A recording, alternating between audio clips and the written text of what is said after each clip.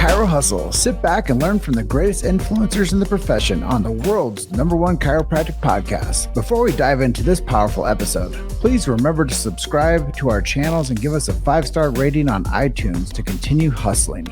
This episode is brought to you by Chiro HD, Evo Creative Media, 100% Chiropractic, Chiro Health USA, Imaging Services, Chiro Moguls, New Patients in a Box, Pure Chiro Notes, Titronics, Sherman College of Chiropractic, Life Chiropractic College West, Pro Hockey Chiros, Pro Baseball Chiros, and the IFCO. You can benefit from our full list of sponsors by visiting our sponsor page at chirohustle.com/sponsors. Links in the description. Now let's hustle. Hey guys, welcome to episode 603 of the Chiro Hustle podcast. I'm your producer, Luke Millette, and here's your host, James Chester.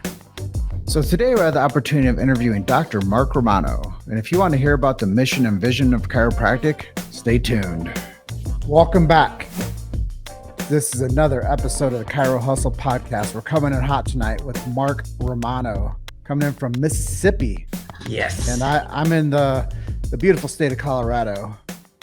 This is episode 603 of the Chiro Hustle podcast, where we protect the sacred trust. It's very important that you guys know what that means. Go check out the show notes. If you don't know what the sacred trust is, you can find it there.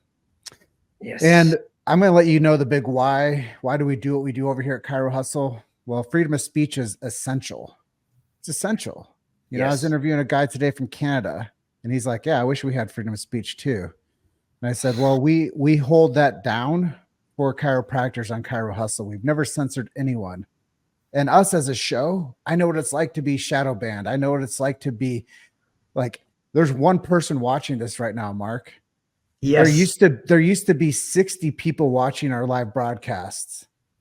You think that they don't want us to be heard? Come on. I'm with you. You told me to share it. I shared it. Hopefully we'll have a large attendance, and definitely you have a large attendance when you play the recorded episode. So hopefully we'll get some interaction with some great questions, because I know it's going to be a great interview, as you do so many. Well, last month we had 60,000 people come to our chirohustle.com website and listen to our show. Yes. So that's power. It is. And just a quick note on that. Digital real estate is important. Like, they could take away Facebook, Instagram, LinkedIn, all the things tomorrow. But if you don't own your URL, and if you don't own your real estate traffic of where people are going to find your information, you missed it. Right. So this is not my typical intro, but I'm going to finish the intro.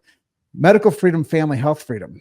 Those things are essential too, not just freedom of speech. Freedom is a huge, important part of our culture. You should have a chiropractor in your network that's going to take care of your family for life. And the reason I say that is because there's one piece of the medical profession, which some people might agree or disagree with, that separates chiropractic, that separates medical tyranny from our freedom, and that's chiropractic. If you want to find a doctor that will give you advice on all things holistic about your body and your health and your family's health, find a chiropractor. I already said we protect the sacred trust. It's so important. Check out the show notes. This is episode 603. We also support subluxation-centered chiropractic. I know that, Mark, that's a big part of your practice. And that's really, it's the most interesting thing is we're going to talk about two separate professions and the environment of chiropractic. Even the people out there that don't talk about subluxation and they come on our show, they still agree with me. Isn't that crazy? No, I mean, well, it's hard. It's hard. I've never had a chiropractor to disagree with me. Now, I wouldn't classify myself as subluxation centered. I would put myself in the subluxation exclusive. And there is a difference. This is going to go when we talk about the two different professions that we have. Whether or not it ever gets resolved is impossible to say.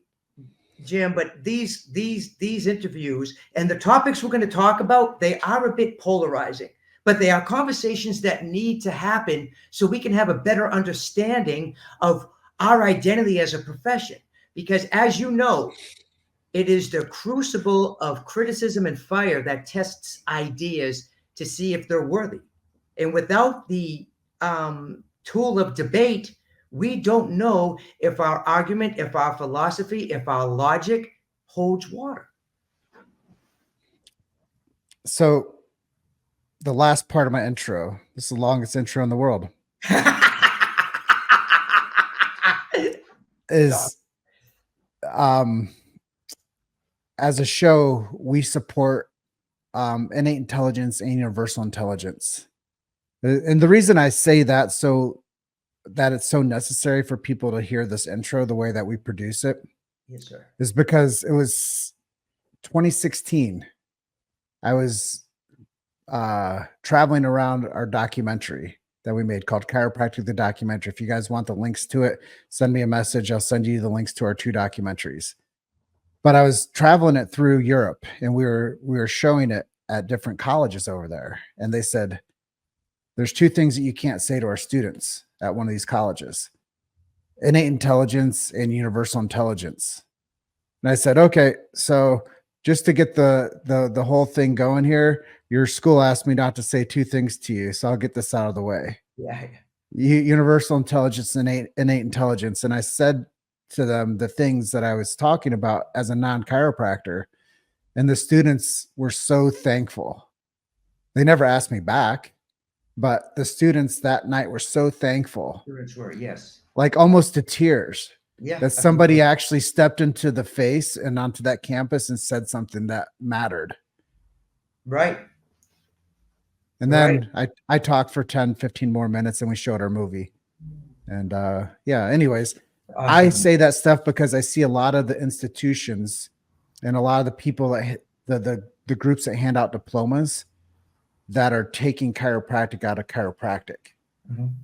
And that's a problem. And that's why I knew, like, you coming onto the show, we are going to 4th of July this thing and shoot some rockets off and New Year's this thing up. So yes.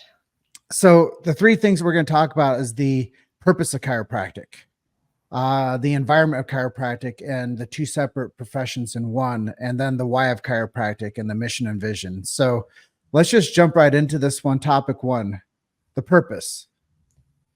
You know, in this, we're going to talk a little history now, because I may be committing blasphemy as we talk here.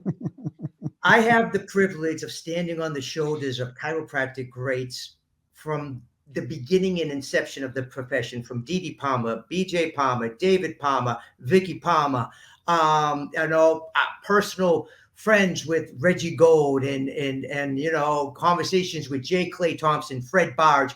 I read every green book from volume 14 on that BJ Stevenson wrote that was related specifically to chiropractic. So when we look at the history of chiropractic started, as we all know, as a cure for deafness. And then all these other conditions began to go away. So whenever we look at anything focused on disease, conditions, or the cause thereof, by how chiropractic is practiced in a physical manner, that, here's blasphemy, can be classified as physical medicine. So the reality is chiropractic started in 1895 in the Ryan building on Brady Street as physical medicine.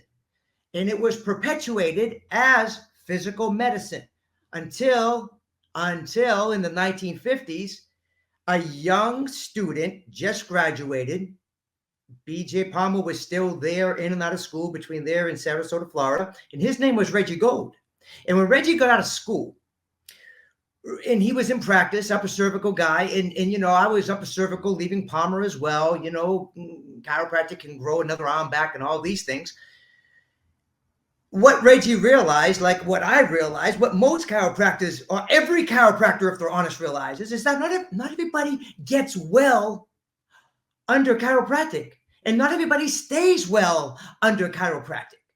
I've had deviated eyes. I've had torn muscles. There are times I've had to have countless or maybe 8 or 9 surgeries from all the muscles I've torn and pushing my body in different areas. So what Reggie came up with in revolutionizing the philosophy was big picture. Vertebral subluxations are always bad because they interfere with the expression of mental impulse.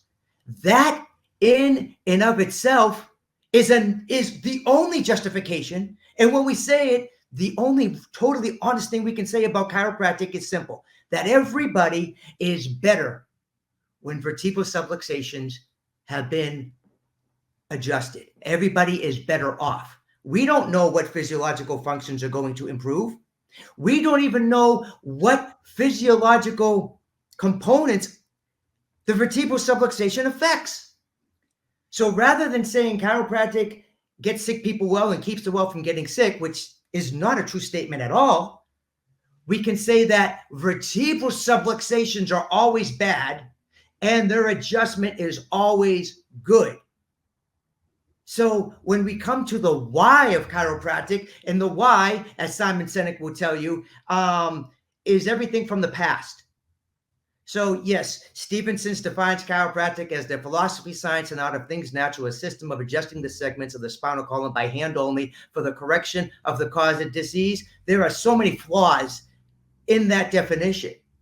So I was very fortunate years ago. I don't know if it was 15 years ago now, 20 years ago. I was in a room with Reggie, with Joe Strauss, with Joe D'Onofrio, Jim Healy, Mark Osteen. And we put the pieces together and we came up with the definition that chiropractic is the analysis and facilitation of the correction of vertebral subluxations because they, in and of themselves, are detrimental to the expression of innate intelligence. And chiropractic is all education toward this objective. Chiropractic is nothing else, literally providing us with a scope of practice. Because the reality is this. The vast majority of chiropractors relate chiropractic in some way to a symptom, condition, disease, or cause thereof, which puts chiropractic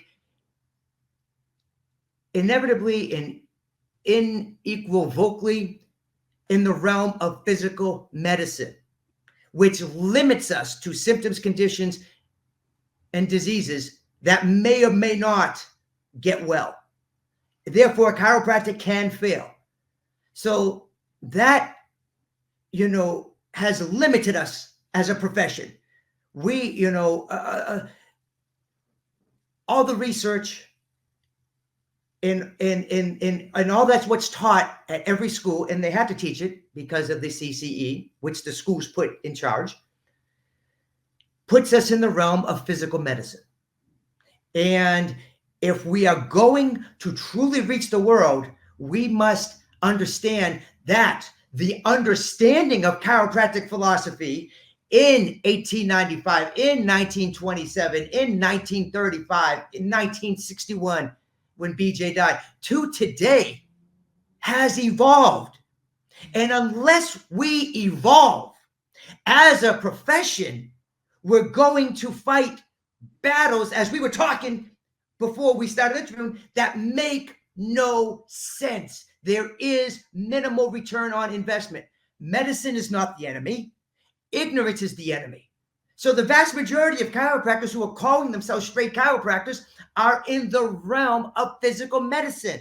They simply exclusively use the vertebral subluxation for the treatment of that condition.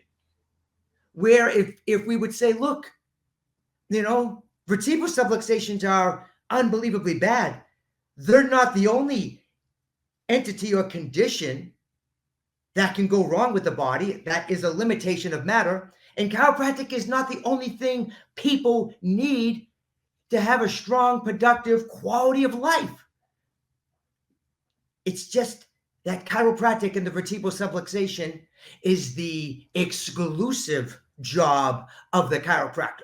And when the chiropractor ventures outside of that, you are now in the treatment realm of physical or holistic medicine, which it's not saying that you're not helping people. And it's not saying that it isn't noble. What it is saying that it is not moving us toward the true purpose of chiropractic if we choose to embrace it, if we choose to be philosophically congruent, if we choose to be pragmatic with the philosophy.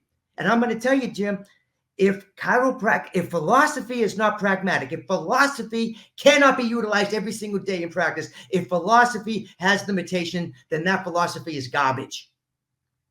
It's garbage. It must be pragmatic. It must permeate everything that we do. BJ and Stevenson and Carver and all these amazing patriarchs and matriarchs, Mary Pruitt, I believe, Dr. Pruitt was her name. Amazing. If we can't stand on these giant shoulders and further our understanding of chiropractic philosophy, we're doing a disservice. So that is the category of purpose. Mm-hmm. And I never met Reggie, so it's really cool. And I talked to people that actually like knew Reggie Gold. And one of my favorite one-liners from him is chiropractors can't even cure a ham. Right. Right. Yeah. And he was trying to get his point across. And I think people love Reggie. And very few actually practice that way. And Joe D'Onofrio being one of them. I mean, you're looking at a practice where he was seeing at 1,500 people in a day by himself. For the simple and the exclusive focus is that vertebral subluxations are always bad. Once we step over that line and we relate it to any medical condition, symptom, cause thereof, we are now in the realm of physical medicine. And so I think that the definition of chiropractic in Stevenson's was weak. And maybe there was a lot of terminology based on that time of 1927. I think that the definition of vertebral subluxation was amazing beyond its time. And I think that the 33 principles, as he wrote them, was a document that I would hold up to the Declaration of Independence as one of the most beautiful and perfect doctrines humanly written. So, when we look at a vertebral subluxation, we have four components: a misalignment above and below, occlusion of a foramen, nerve interference, decreased mental impulse. And here's something crazy. None of these can be objectively measured. You heard me right. None of these. But you could say, but Mark, what about an X-ray? We're committing blasphemy today. I will say this. An X-ray tells you nothing in regards to the vertebral subluxation because we do not know what innate normal is. When we look at the human body, if we study Guyton's or whatever, textbook, the right and left side grow independent of each other. We have 85% anomalies in our bone structure of our spine from right to left side.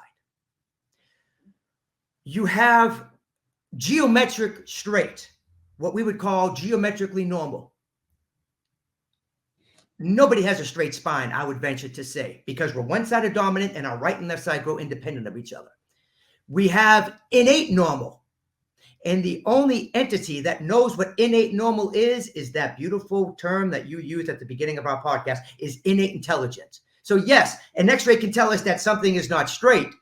It does not show that the bone is misaligned. Maybe it is, maybe it's not. Maybe that's normal for that person. It does not show us an occlusion of a foramen. Once again, maybe that's normal for that person. It does not show us nerve interference. And the mental impulse, as we all know, is as abstract as you could get. And that opens up a lot of conversation for many people. I know it does. It's not a simple straight line statement. And it's going to open up a lot of conversation. And I think that goes into the environment of chiropractic even more, is that there are two professions and the title of chiropractic. And that's something that I think that you definitely set the stage for that conversation. Good. And we need this conversation. And I'm not coming in saying I've arrived. I'm not coming in to say that, oh, I know. I'm saying that I am a student of the game. I don't want to be right. I want to find truth. And when you talk about the two different types of profession, I'm going to make a little plug here. This book that I wrote goes into the two different types of professions that we have. The non-therapeutic part of chiropractic, and then the therapeutic part of chiropractic, or the physical medicine. Makes it as simple as it can be. So we realize the environment that we are living in as chiropractors. And just like you said, and Jim, thank you for this opportunity. These are conversations, because if we're going to teach these things, like, hey, I don't use x-ray for my analysis. I can tell you how an x-ray works. I can tell you how the cathode and the anode works, and the electrons that get absorbed by the body, and then the secondary radiation and Compton effects, and then what hits the Bucky and the x-ray. So still, let's learn these things, and let's question it philosophically. Let's question everything. Let's question our analysis. Let's question our purpose. Let's question our intent. Let's question our objective. Let's question our techniques so we can become better. We need to move away from dogma. Yes, BJ was wrong. And I'm saying this as a person who's read all his books. And the only reason I could say that is because I'm a student of the game too, and I could see by standing on his shoulders a little further. And we have an obligation to do that to our forefathers and our matriarchs. And we need to question ourselves constantly. So you're right. This does open up massive conversation that I want us to have and stimulate, because I don't want to be right. I want to understand truth. You made it to Chiro Hustle. Sit back and learn from the greatest influencers in the profession on the world's #1 chiropractic podcast. This episode is brought to you by Chiro HD, Evo Creative Media, 100% Chiropractic, Chiro Health USA, Imaging Services, Chiro Moguls, New Patients in a Box, Pure Chiro Notes, Titronics, Sherman College of Chiropractic, Life Chiropractic College West, Pro Hockey Chiros, Pro Baseball Chiros, and the IFCO. You can benefit from our full list of sponsors by visiting our sponsor page at chirohustle.com/sponsors. Links in the description. Now let's hustle. Well, I think that based on what you're sharing, the mission and vision is next. And, Yes. and I really believe that you say you stand on the shoulders of giants. And I've heard that said from a lot of platforms. Yes, sir. And I've investigated this as a journalist, this profession, for quite some time. And I've never heard the way that you're sharing today, basically telling me that the profession has gotten stale, and the methodology of the communication is missing the mark. You're right. Yes, absolutely. And the people that have become educated minds within chiropractic are not understanding what it takes to get chiropractic moving forward. Perhaps so. I don't want to speak for everybody else, because historically there's reasons why the schools are where they're at. Folks had a choice back in the 70s to choose between the CCE and SCAZA. And SCAZA, which was the straight accrediting organization, was really structured by Sherman Audio in Pennsylvania and a chiropractic school in California, which the name escapes me. The two largest schools at this time together was the Life and Palmer. And Life and Palmer, their student body together outnumbered every other chiropractic school on the planet put together. And they were really favoring SCAZA. And at the last minute, Sid over at Life and whoever was president of Palmer, McAndrew perhaps, they changed their mind. And I don't know if they changed their mind or their board changed their mind, but they went with the CCE. So they had a choice. And now Sherman is the closest that still holds on to the the philosophy of chiropractic. I would say more so than any school, but maybe not, especially with schools in New Zealand and in Europe. And I think you make a good point of those less referred to schools. So I am definitely open to that. So when we talk about mission, now this is my mission, and you're not going to see this practiced enough now, but maybe people watch this interview and they will. Because of the non-therapeutic model of chiropractic, that every human being on the planet not only needs chiropractic, but is paying for chiropractic, regardless if they're seeing a chiropractor or not. In fact, I will say this, the damage that is caused by vertebral subluxations, keeping people from living to their fullest potential, far outweighs any price or cost you pay to go and see a chiropractor. So with that understanding, in the non-therapeutic model, the vision, and this is where it's life-changing, is that every human being alive requires chiropractic. So the mission, 7.8 billion people seeing their chiropractor every week to be checked for vertebral subluxations for one reason only, for one result. And that one reason is because vertebral subluxations are always bad. And the only result we're looking for, the only result, I want to say it clear, is that a vertebral subluxation has been adjusted back to its proper position. And we know this from our analysis, our pre-check that a vertebral subluxation exists, and our post-check that a vertebral subluxation has been adjusted. Now, there's a lot of chiropractors who say, yeah, I have that vision. Yet, when they have chiropractors come to work with them, they have them sign radius clauses that you can't practice within 30 to 100 miles of this office. That is showing a lack of vision. They get mad when a chiropractor opens up across the street from them. That shows lack of vision. There's two things that I am absolutely certain of. Everybody needs chiropractic, and I can't serve everybody. I've had chiropractors come to work with me who've gone to different states when they left or gone down the street, and people went with them, and I encourage that. You love that person, you go with that person. And we always build the practice back up again to at least to the point of amazing, if not beyond that point. I have yet to have a day that I had more people than I could handle. Maybe during an open house, that maybe, but I still know. So with that being said, true vision is where, and we talked about this before on one of your prior podcasts, that was awesome, by the way, a chiropractor on every single corner. There is approximately 103,000 chiropractors in the world today. What does that mean? With my vision and those like me, if 103,000 chiropractors all move to the United States, there's 330,000 people living in this nation right now. And if every one of them was getting their spine checked every week, every chiropractor would be seeing over 3,200 visits a week. We are in a massive shortage of chiropractors in our country, in North America, and worldwide.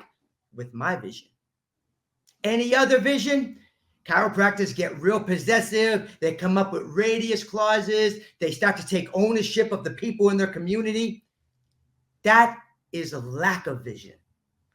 If we truly understand this philosophy, and I remember I was speaking up at the Delta Sigma Chi Fraternity in November, and there was one student, and these great students, by the way, I love talking with students. They have great questions too. One of these students was saying, man, I want to go to South Iowa and I want to own the whole state and see everybody who needs me. And then he said, oh, wait a second. And he looked at me, but everybody needs chiropractic. I can't do this on my own. He goes, wow, this is a massive change in thinking. I'm like, yes, it is. It's a massive change in thinking. And this is why a lot of people are so hesitant to do it, because we've been so conditioned. Chiropractors have been so medically conditioned that we have to focus chiropractic on a medical outcome, or we have to focus chiropractic on medical research, and we have to do chiropractic by medical means. Once you change the philosophy, you change the profession. You are no longer practicing chiropractic. You are practicing physical medicine. Oh, but we want to be objective in our research. Fine. If being objective means that you have no philosophy or chiropractic logic, just understand that you are no longer in the realm of chiropractic. So how much that's going to benefit chiropractic is highly questionable at best. Have we gotten polarizing enough yet? Well, I think that we're going to round it out Okay. because I was curious, and that's a big part of my objectivity, is my curiosity. And that's why, you know, we're so consistent with the show that we put out. A lot of people don't know this, Mark. I have 9 months of pre-recorded content waiting to go out. Yeah, I didn't know that. That's like Prince, man. Prince has enough material to have one album every year for the next 100 years, man. You can't be keeping that content to yourself, brother. That's amazing. Holy Toledo. It's in the cachet of releases. So Okay. it's going to be all released. You know, I've had this big vision for some time is to be a daily show. Love that. So in order to get this penetration of content and this message of chiropractic to more people, how do you do that? Well, you have to go above and beyond. That's why we release twice a week now. That's And great too. we've been releasing twice a week now for almost like 3 years. But I have a vision of releasing daily. You know, your episodes, your episode 603. 603. So my job is to sprint to 1,000 and to see how fast we can get 1,000 episodes out there into the ecosystem of our digital age. That's so awesome. when you're sharing this message and you're talking about the history and the catalog of truth and the green books and the influencers that came way before you and I, and where we are today, my question earlier off camera was, hey man, what chiropractic events do you go to and why? And I think that will round out our conversation tonight. And if you could just share with me, like, where do you go? Who do you support? Yeah, that's a great question. And I'm going to tell you, when I met Reggie back when I was at school, I wasn't ready for it. It was later on reading the Blue Books by Joe Strauss that changed my life and practice. Like, wow, now it makes sense. And that's when I reunited with Reggie. I love to go to Sherman's Lyceum. You know, I love to go up to Palmer. I love to go to the Delta Sigma Chi events up at Palmer. The Chiropractic Trust that I'm very fortunate to be a board member of puts on amazing events. You know, a lot of times we put them on at Sherman. We'll have instructors come in like Dr. Ron Castellucci, amazing. And you know, Sherman's Lyceum, last Lyceum was amazing line of speakers, and I really enjoyed it. So those are a lot of what I go to. I try, you know, the Chiropractic Trust puts on an event every year usually, and I don't ever miss an event there.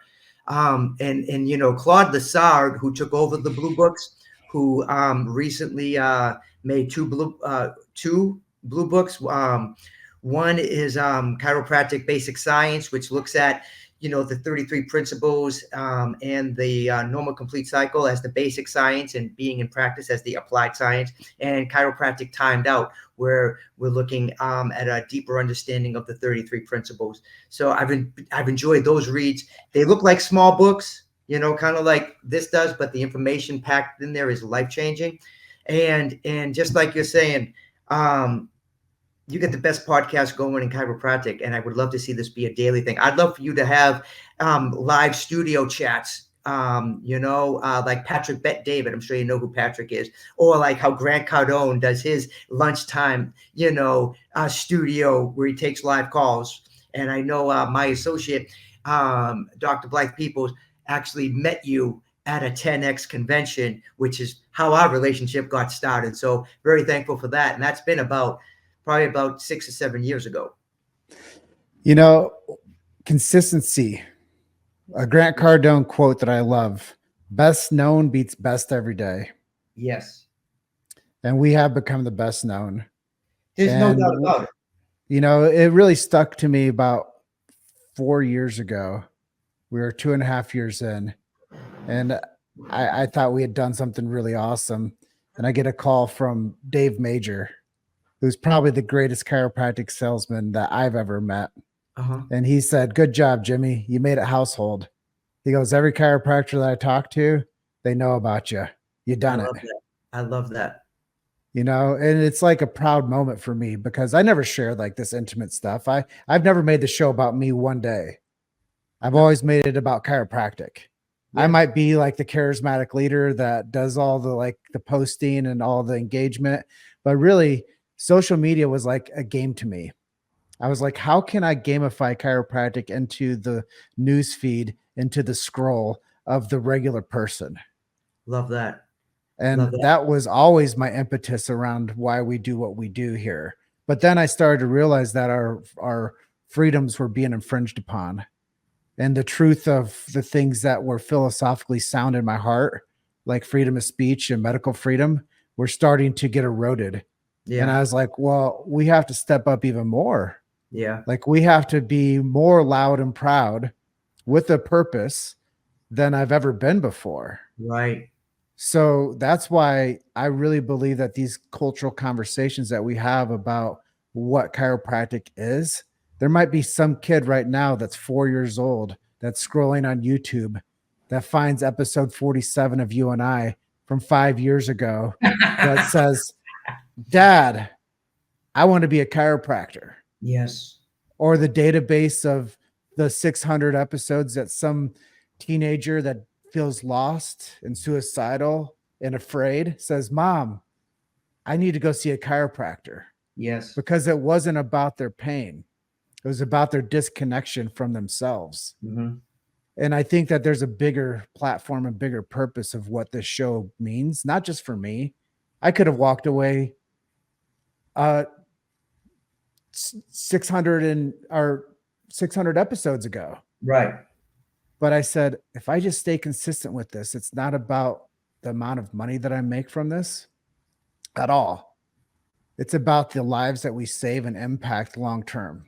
Mm-hmm. And that's when they say, when's the best time to plant a seed or a tree?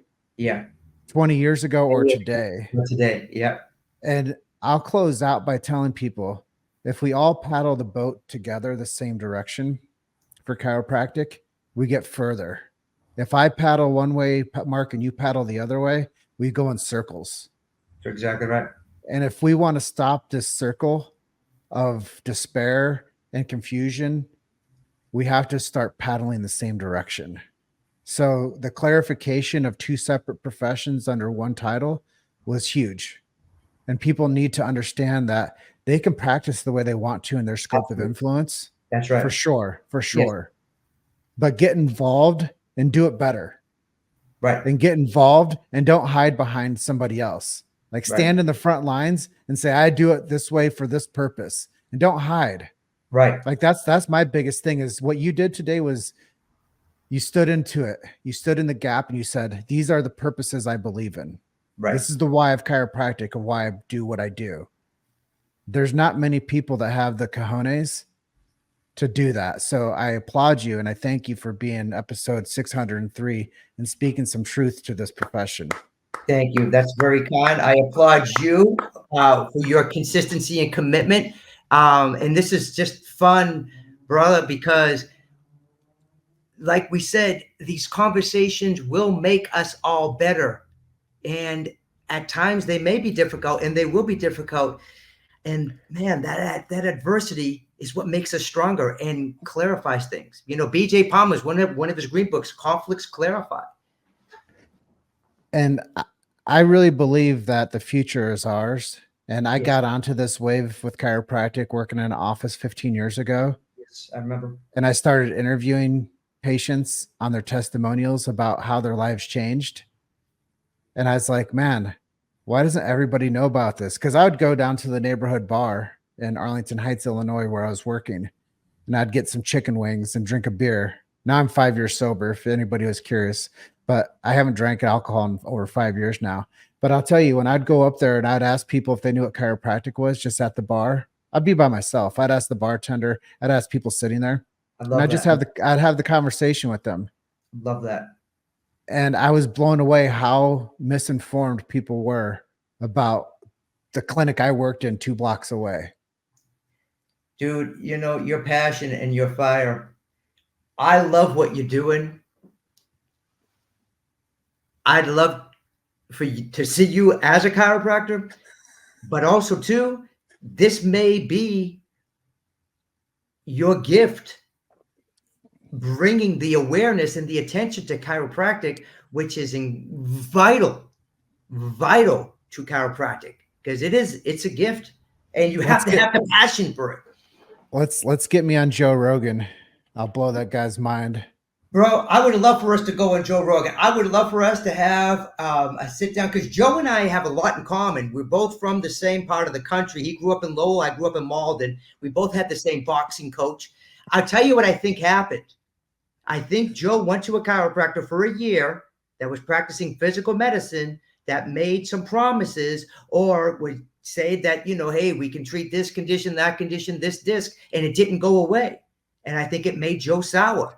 And I've often wondered, what if that chiropractor was a non-therapeutic chiropractor who said, hey, I can't predict what physiological functions will improve. What I can say with absolute conviction is that your body always functions better when vertebral subluxations are adjusted.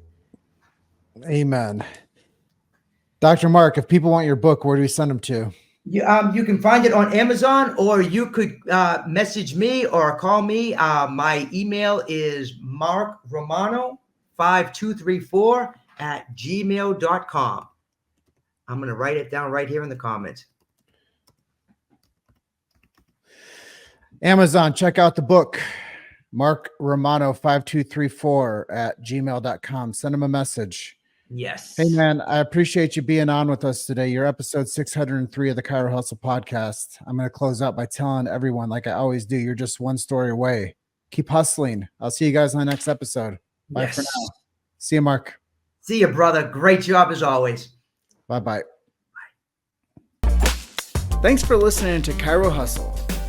Don't forget to subscribe and check back next week to continue hustling.